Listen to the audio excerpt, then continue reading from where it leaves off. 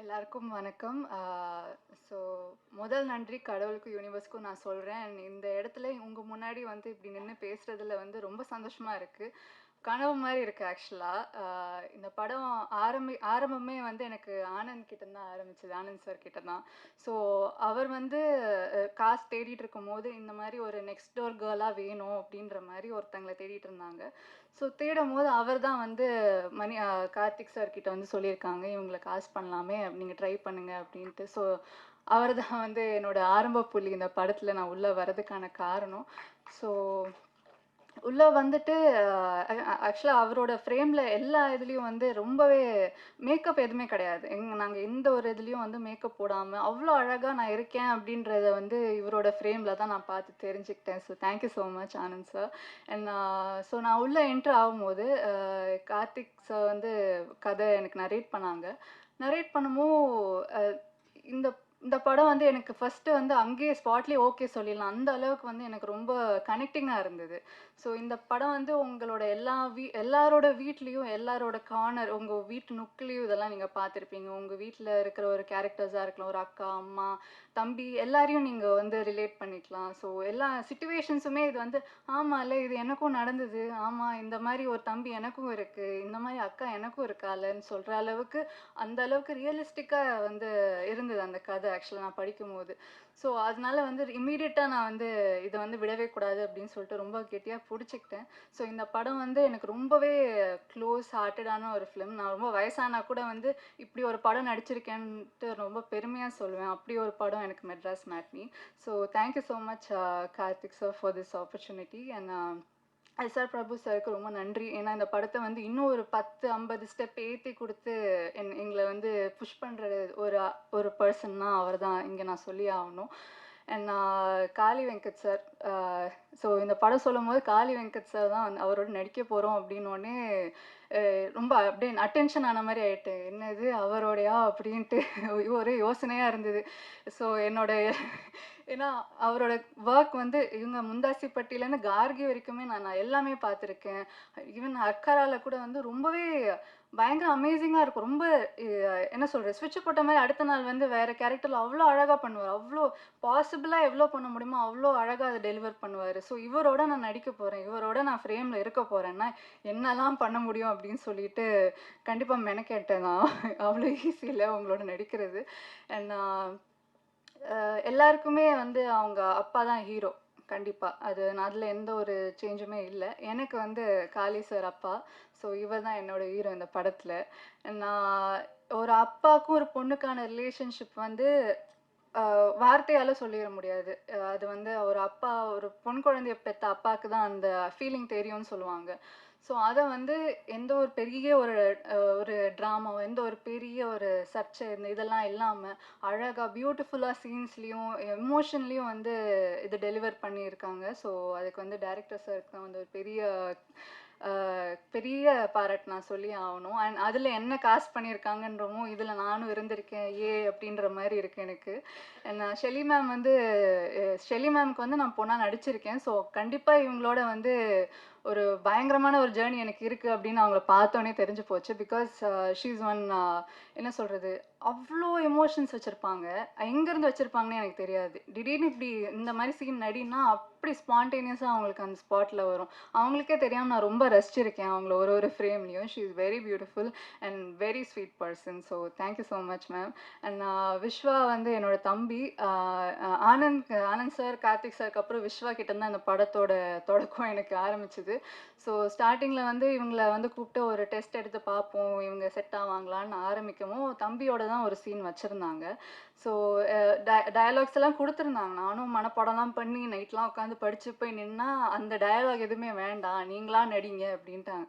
சரி நடிப்போம் அப்படின்ட்டு இவர் பார்த்தேன், மேலே கீழே பார்த்தேன் விஸ்வாவை, என்ன பண்ண போகிறான் இவன் நம்மள அப்படின்ற மாதிரி இருந்தது. அண்ட் இன்ஸ்டண்ட்டாக எங்களுக்கு அங்கே ஸ்பார்க் ஆயிடுச்சு. ஒரு சிப்ளிங், ஒரு பிரதர்லி ஃபீல் வந்துருச்சு எனக்கு. அவனோட ஹேர் ஸ்டைலோ ஏதோ பார்த்து அது என்னன்னு தெரியல, அந்த அவரோட மொழியா இல்லை அவரோட பிஹேவியராக எனக்கு தெரியல. டக்குன்னு எங்களுக்கு வந்து கனெக்ட் ஆகி நாங்கள் நிஜமாவே ஒரு வீட்டில் ஒரு அக்காவும் தம்பி இருந்தால் எப்படி இருக்கோன்ற மாதிரி டக்குன்னு நாங்கள் ஸ்விட்ச் ஆகிட்டோம். ரொம்பவே அழகாக இருந்தது. அவரோட நடித்த அந்த சிஸ்டர் அந்த ஃபீலிங் எல்லாமே ரொம்ப அழகாக வந்திருக்கு படத்தில். கண்டிப்பாக உங்களோட தம்பியோ அக்காக்கோ அந்த மாதிரியான ஒரு ரிலேஷன்ஷிப்பை நாங்கள் அழகாக பிரதிபலிச்சிருக்கோன்றதை நான் நம்புகிறேன். கண்டிப்பாக நீங்கள் அதை பார்த்து ஃபீல் பண்ணுங்கள் அந்த படத்தில்.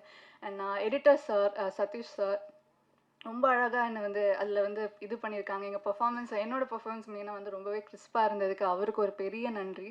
Thank you so much Satish sir. And என்னோட மித்த ஆக்டர்ஸ் டாம் சார் அவருமே வந்து ஊறுகாக்காரன்னு சொல்லிட்டு வந்திருக்காங்க.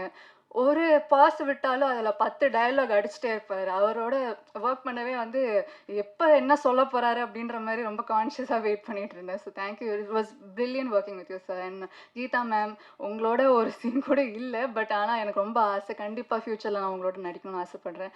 Abhishek sir again thank you so much for உங்களோட கண்டிப்பாக உங்கள் புஷ் இல்லாமல் இந்த அளவுக்கு வந்து ஸ்டேஜ் வந்து பெருசாகிறதுக்கு உங்களால தான். So thank you so much. And Hari sir production team, Hari sir, Monica, Shaan இவங்க எல்லாமே எனக்கு ரொம்ப சூப்பராக பார்த்துக்கிட்டாங்க. And thank you so sweet. And எப்போ எது கேட்டாலும் எனக்கு வாங்கி கொடுத்தாங்க. So thank you so much. And அந்த ராக் ஸ்டார் பாலா ஸோ அவரோட பாட்டில் வந்து எனக்கு விஜய் யேசுதாஸ் சார் ரொம்ப பிடிக்கும். ஸோ அவரோட பாட்டில் எங்களோட ரிலேஷன் அந்த அப்பா பொண்ணு ரிலேஷன்ஷிப் பற்றி ஒரு பாட்டு பண்ணியிருக்காங்கன்றதுப்போ எனக்கு கேட்கும் போதே அப்படியே கண்ணெல்லாம் அப்படியே ரொம்ப மாய்ஸ்டாக இருந்தது. எனக்கு ரொம்ப சந்தோஷமாக இருக்குது. விஜய் யேசுதாஸ் சாரோட வாய்ஸில் எனக்கு என்னோட படம்லாம் வரப்போகுது அப்படின்ற போது ரொம்ப சந்தோஷமாக இருக்குது. ஸ்னேகன் சாரோட லிரிக்ஸில் அதுவும் பீன் ஸோ பியூட்டிஃபுல். ரொம்ப அழகாக அதை வந்து இதை இதை அந்த மாதிரி வார்த்தையே இதுக்கு மேலே யாராலையும் எழுத முடியாது. அவ்வளோ அழகாக அதில் எழுதியிருந்தீங்க. So thank you so much sir. And எல்லாரையும் சொல்லிட்டேன்னு நினைக்கிறேன். யாரை விட்டுருந்தேன். அப்புறம் இன்னும் முக்கியமான விஷயம் வந்து இந்த படத்தில் வந்து ஒரு ஸ்டேஜஸ் ஆஃப் என்னோட கேரக்டர் இப்போ தீபிகா, ஸ்டேஜஸ் ஆஃப் தீபிகா இருக்கும். சின்ன வயசுலேருந்து இப்போ நான் இருக்கிற வயசு வரைக்கும் இருக்கும். ஸோ என்னோட பர்ஃபார்மன்ஸ் வரதுக்கு முன்னாடி அந்த இந்த சின்ன பசங்க அந்த டீனேஜ் பொண்ணு ஒரு அவங்க எல்லாம் நடிச்சிருப்பாங்க. ஸோ நான் வந்து திடீர்னு வரும்போது லைக் எப்படி இருக்கும்ன்ற ஒரு டவுட் இருந்தது. ஏன்னா த்ரூ அவுட் த ஃபிலிம் இல்லாமல் ஸ்டார்டிங்கில் அவங்க தான் நடிச்சிருப்பாங்க. ஸோ அவங்க அவ்வளோ எஃபோர்ட் போட்டு அவ்வளோ பியூட்டிஃபுல்லாக ரொம்பவே அமேசிங்காக நடிச்சிருந்தாங்க. ஸோ அவங்க ரொம்ப அழகாக டெலிவர் பண்ணதுனால என்னோட பர்ஃபார்மன்ஸ் இன்னுமே ரொம்ப அழகாக இருந்தது அவங்களால. ஸோ அவங்களுக்குமே ரொம்ப நன்றி. Thank you so much. June 6 Madras matinee release ஆகுது. கண்டிப்பாக உங்கள் ஃபேமிலியோட பாருங்கள். கண்டிப்பாக I am sure pretty sure உங்களுக்கு வந்து நைட் நீங்கள் தூங்கும் போது உங்களுக்கு ரொம்ப நாஸ்டாலஜிக்காக ஃபீல் ஆகும். உங்களோட பழைய நினைவுகள்லாம் ஞாபகம் வரும். கண்டிப்பாக பார்த்து என்ஜாய் பண்ணுங்கள். Thank you so much. Thank you. So next up the captain of the full இந்த ஆக்ஷன் படமே பண்ணலாம் போல இருக்கு, அவ்வளோ மாஸாக இருக்காரு அப்படி இருந்துச்சு.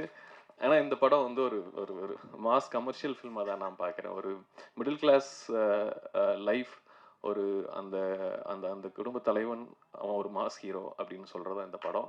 அது கண்டிப்பாக அது எல்லோரும் உணர்வோம் நம்புகிறோம். So thank you so much.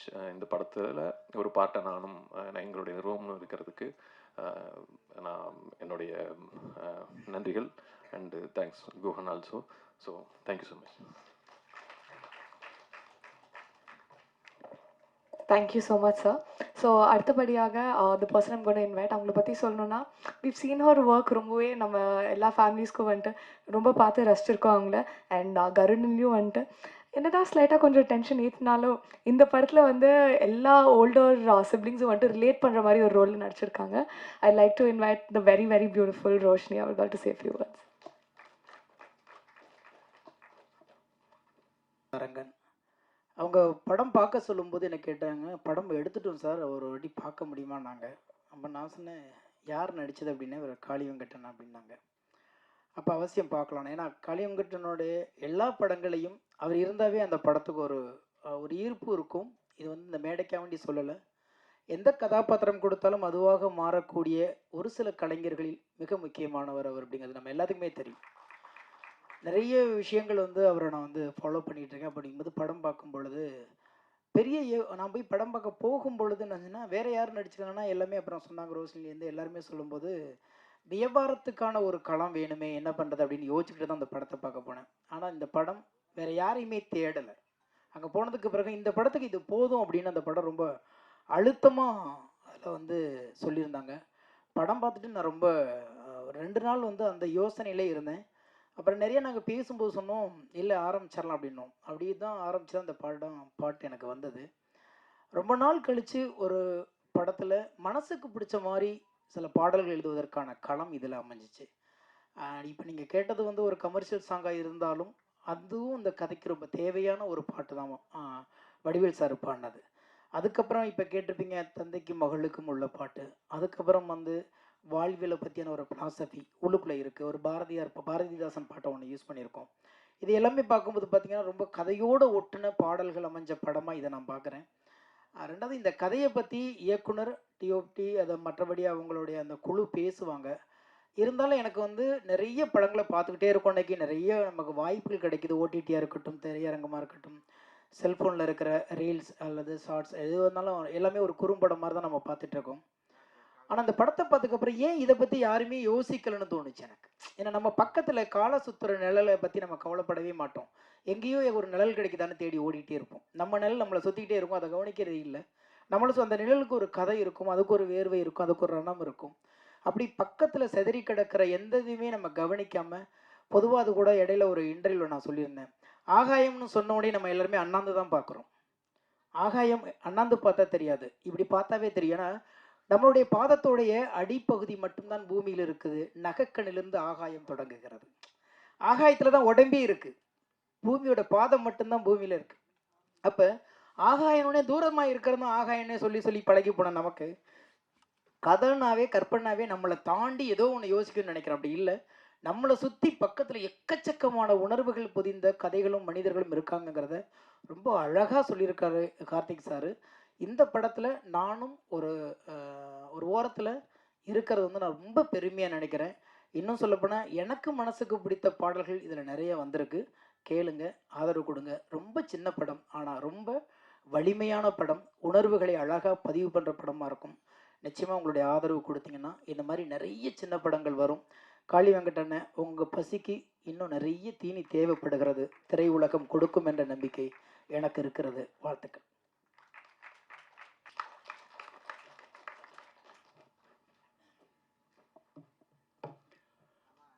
எல்லோருக்கும் வணக்கம். தாகம் எடுப்பவனை தண்ணீரும் தேடும் அப்படின்னு சொல்லுவாங்க. சிலருடைய தாகத்தை பொறுத்து கேன் வாட்டர் கிடைக்கும், ஆனால் இந்த டீமோட தாகத்துக்கு கங்கை தண்ணியே கிடைக்கும்.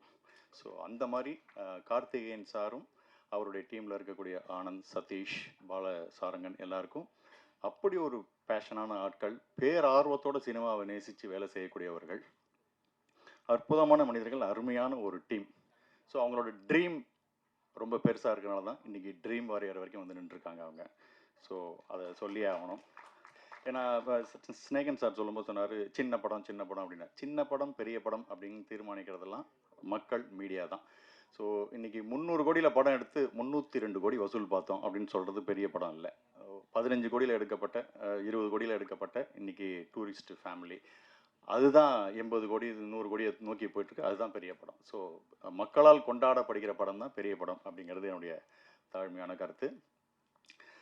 சில நேரம் ஒரு நடிகனுக்கு ஒரு நல்ல படம், நல்ல ரோல், நல்ல குழு, நல்ல ஒரு மேக்கிங்கோட, நல்ல பேமெண்ட்டோட அப்படின்ற ஒரு அத்தனை அம்சமும் கிடைக்கிற மாதிரியான ஒரு விஷயம் சில நேரத்தில் தான் கிடைக்கும். அந்த விதத்தில் எனக்கு இந்த படம் அப்படி ஒரு படம் நான் சொல்லுவேன். முழுசாக எல்லாமே இந்த படத்தில் கிடச்சிது அப்படின்னு நான் சொல்லுவேன். அந்த அளவுக்கு திருப்தி. அடுத்தது இந்த படத்தில் நான் பண்ணியிருக்கிற ஒரு ஊர்காக்கார் ரோல்னு பண்ணேன். ஸோ அதில் அவங்க எடுத்துக்கிட்ட மெனக்கடலே எனக்கு ரொம்ப பிடிச்சிருந்தது. என்னுடைய காஸ்டியூம்ஸ்லேருந்து ஆரம்பித்து இப்படி இருக்கணும் அப்படி இருக்கணும், இந்த ட்ரெஸ்ஸு, இந்த ஸ்லாங்கு, பழைய சாம்ஸாக இல்லாமல் புதுசாக அவங்களுக்கு என்ன வேணும்னு அவங்க தயாரிப்புகளே அவ்வளோ அழகாக அவ்வளோ சிறப்பாக இருந்தது. அந்த விதத்தில் எனக்கு ரொம்ப சந்தோஷம். ஒரு டிஃப்ரெண்ட்டான ஒரு ரோல், நல்ல ஒரு ஃபீல் குட் ஃபிலிமில் ஒரு நல்ல நோட்டபுளான ஒரு ரோல் பண்ணியிருக்கேன் அப்படிங்கிறது எனக்கு ரொம்ப ரொம்ப சந்தோஷமாக இருந்தது. படத்துக்கு சத்யராஜ் சார் ஒரு கேமராமேன், வி ஆர்டிஸ்ட், ப்ரொடக்ஷன் பாய் எல்லாருமே ஈக்குவல், சேம். அது வந்து ஃபிலிம் இண்டஸ்ட்ரியில் ரொம்ப கம்மி. So and the way how Karthik sir, his debut film, but the way how he treated each and every person in the set, adu romba mukkiyam. And I have to say thank you and thanks a lot for having such a gratitude and attitude. Second thing, Karthik sir's first movie, his own writing, his own production. So on the tension, jasti, like all work is there, but not even 1 second he has shown that anger or frustration upon any of the people in the set. So on the patience, hats off to you. And third thing, actually, I think even Kali Venkat sir will also say, yes, we lived it. We were giving life to the character. And each and every character who has acted in this, I think they have the same comment. And when I actually watched the preview, எனக்கு தோணுது like each and every character was very important. Even the நாய்க்குட்டி, okay, I'm not saying the story, but you will have that moment in your with you, you know, like even that dog was actually not acting but living with us. So so I think I accidentally happened to be in this film only because of Karthik sir. And they all come from IT background, no film background, no film experience. He hasn't assisted with anyone. But the way how they dealt professionally with this film was marvelous. Even experienced film industry people will stand back, and I think we should study from it. And I have to say, Monica and Shion, they were the looking after the production with no production experience, but fantastic, marvelous job. Thank you. So, and of course, Anand, I think the அந்த வீடெல்லாம் வந்து ரொம்ப சின்ன வீடு, ரொம்ப light கம்மி, but the shots and the frames நீங்கள் பார்த்தேன்னா you can feel the natural light coming. Sometimes we had to shoot all that at night, but the way he has actually formulated the light and everything is a fantastic job. I felt so real and raw. அது அது ரொம்ப முக்கியம். That is basically the skin and layer of the film, and he has given life to that. Thank you so much, Anand, and Snegan sir, and Bala, lyricist and the musician. I think if you notice, most of the hi-fi funda famous music directors, lyricists are all short like me, and he's also going to be like that, and he's already a remarkable person in that industry, already marked. So, so yeah. And of course, Roshni and my son, you know, I think we lived, and I think I used to pull his leg a lot, and but I wanted to give him confidence. He used to lose like he's one who comes inside other tappa, is it okay, you know, ange celebrity irukku, what I don't understand what do you mean by this celebrity and all. And so he'll be like standing apart. I'm like, why you do that? We all are together, we all are giving life, and once you go home and that's the end of it. And if someone calls for the next movie, yes, we'll do. Otherwise, we'll be thinking who will be going to call us, waiting for an opportunity. So that's it. So I have to say thank you for all. Thank you, Dream Warrior Productions. And yeah, please make this movie a successful one for the media, because I think after a long time, knowing a film, having a film content which is very real to our life, which we all can relate, that is something, that is the content with this movie.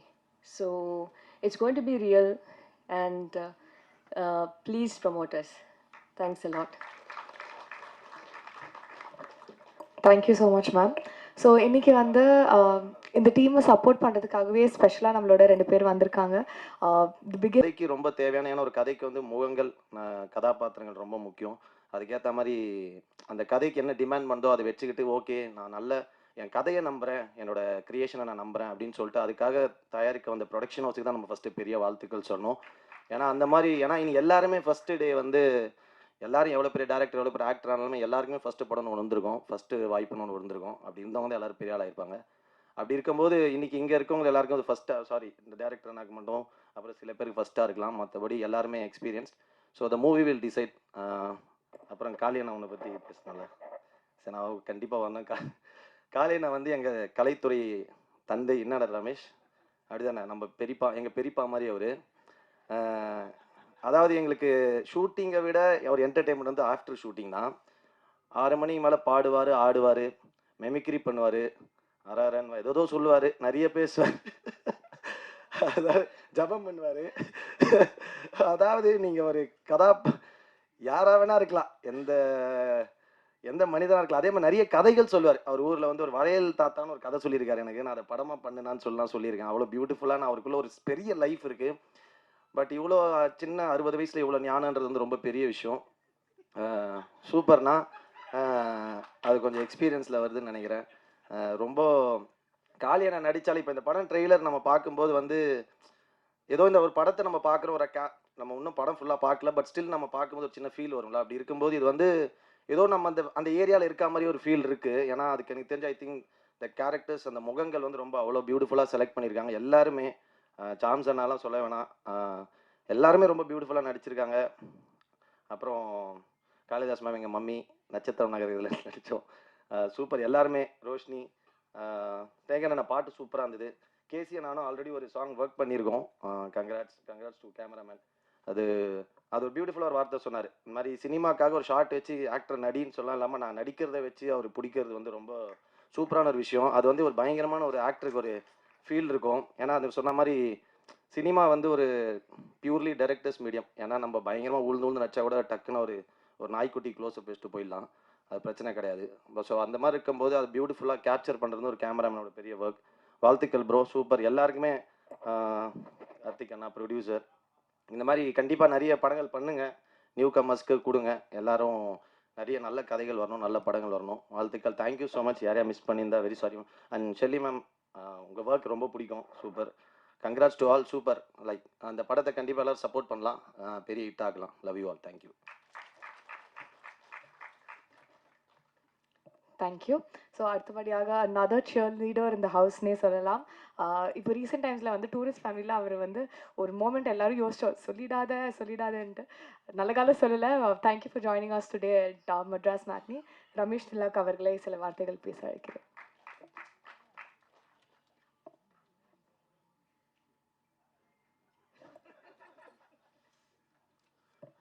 எல்லாருக்கும் வணக்கம். நான் இந்த மேடையை எனக்காக கொஞ்சம் use பண்ணிக்கிறேன். Sorry, ஏன்னா எங்களோட சக்ஸஸ் மீட்டுக்கு நான் வரலை, ஷூட்டிங்கில் இருந்தேன். அதற்கு காரணம் வந்து காளி வெங்கட் சார் தான். அவர் கூட தான் ஷூட்டில் இருந்தேன்.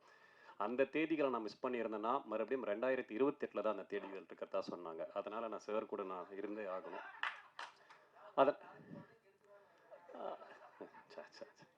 கலை ப்ளீஸ் பிஹேவ்.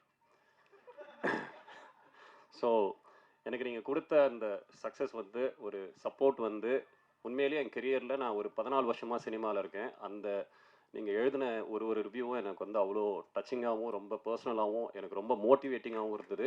நான் இன்னும் தைரியமான வேலைகளை நான் செய்கிறது கரெக்டு தான், நான் போய்கிட்டே இருக்கலான்ற ஒரு தைரியத்தை கொடுத்தது. அதற்கு மிகப்பெரிய நன்றி.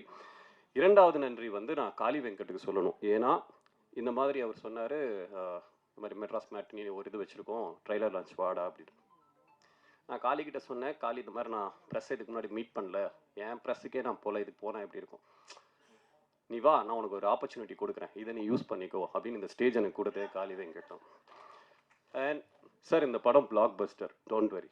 நான் ஷுவராக சொல்கிறேன், இந்த படம் பிளாக் பஸ்டர். ஏன்னா நான் இன்னும் படம் பார்க்கல. இதற்கான 3 காரணங்கள் நான் சொல்கிறேன். ஒன்று, எஸ்ஆர் பிரபு சார் வாங்கியிருக்காரு, ஏன்னா கதைக்கு ரொம்ப இம்பார்ட்டன்ட் கொடுத்து ஒன்று வாங்குவாங்க. செகண்டு, நாங்களே ட்ரெய்லரையும் பார்த்தோம், சாங்ஸும் கேட்டோம், எல்லாமே ரொம்ப அபாரமாக இருந்தது. மூன்றாவது, ஒரு படம் நம்ம ஷூட் முடிச்சுட்டு அதுக்கப்புறம் அதுக்கான டப்பிங் வேலைகள்லாம் முடிச்சுட்டு நல்ல ஒரு படம் பண்ணியிருக்கோம்னா நம்மளுடைய பாடி லாங்குவேஜ்லேயே நமக்கு தெரிஞ்சிடும் என்ன நம்ம பண்ணியிருக்கோம் அப்படின்னு. நான் காளி வெங்கட் சார் கூட ஒரு 1.5 மாதமாக ட்ராவல் பண்ணிகிட்டு இருக்கேன் ஒரு ப்ராஜெக்டுக்காக. ஆணவத்தின் உச்ச கட்டத்தில் சுற்றிக்கிட்டு இருக்காரு. அதாவது இப்படி தான் இருக்காரு. என்னடா அப்படின்னா, இல்லை மெட்ராஸ் மேட்னி, சரி அப்போ படம் பிளாக் பஸ்டர், அதனால் இப்படி இருக்காரு போலன்றதுக்காக. அண்ட் இன்னும் எனக்கு ரொம்ப நெகிழ்ச்சியாக இருக்கிறது என்னென்னா, இவர் வாழ்கிற இந்த நாட்களில் நம்ம வாழும்போது நமக்கு அந்த வாழ்க்கை ரொம்ப அர்த்தப்படுது காளி சார் இருக்கிற இந்த டைமில். ப்ளஸ் ஷூட்டிங் டேஸில் காளி சார் இருந்தார்னா ஏன் ரொம்ப நல்லா இருக்கும்னா, நீங்கள் என்ஜாய் பண்ணியிருப்பீங்க, எனக்கு தெரியும். நீங்கள் காளி சார் இந்த படங்களில் கண்டிப்பாக என்ஜாய் பண்ணியிருப்பீங்க. ஏன்னா நம்ம தமிழ் சினிமா ஆரம்பித்து ஒரு 5-6 தலைமுறையாக டிஜிட்டலுக்கு முன்னாடி ஃபிலிம் எப்படி இருந்தது, அதுக்கு முன்னாடி எப்படி இருந்தது, இந்த எல்லா ஸ்டோரிஸும் ஒரு மூத்த நடிகராக அவர் நமக்கு கொடுத்துக்கிட்டே இருப்பார். ஸ்டேஜ் தான்டா, சாரி காளி. ஸோ எல்லா ஒரு அறிவுரையும் நம்ம கொடுத்துட்டே இருப்பார். அந்த காலத்தில் நாங்கள் என்ன சாப்பிடுவோம், நைட்டில் எப்படி தூங்குவோம், அந்த லெவலில் போயிட்டு இருப்பார். ஸோ இந்த அறிவுரை இப்போ யாருமே இதெல்லாம் ஷேர் பண்ணுறது கிடையாது. இது ஒரு சக நடிகர்களுக்கு யாருமே அதெல்லாம் கொடுக்கறது கிடையாது. அது எங்களுக்கு கொடுக்கறதுக்காகவே மிகப்பெரிய நன்றி. சொல்ல வேண்டியதெல்லாம் சொல்லிட்டேன்னு நினைக்கிறேன். காளி, நீங்கள் வந்து கொண்டாடப்பட வேண்டியவர், ஏன்னு உங்களுக்கே தெரியும். நான் இது மூலமாக ஐநா சபைக்கு ஒரு கோரிக்கை வைக்கிறேன். இந்த வருஷத்துக்கான நோபல் பிரைஸ் காளி வெங்கட் கொடுத்தே ஆகணும். ப்ளீஸ். உங்கள் குழுவிற்கு மிகப்பெரிய வாழ்த்துக்களும் நன்றிகளும். காளி சார், நன்றி சார், ரொம்ப thank you sir. Thank you so much sir. கூப்பிடுவேன் இனிமேல். கண்டிப்பாக எல்லா ஃபேமிலி ஃபங்க்ஷன்ஸ்க்கும் பெஸ்ட் ஃப்ரெண்ட்ஸ் வேணும்னு நினைக்கிறேன்.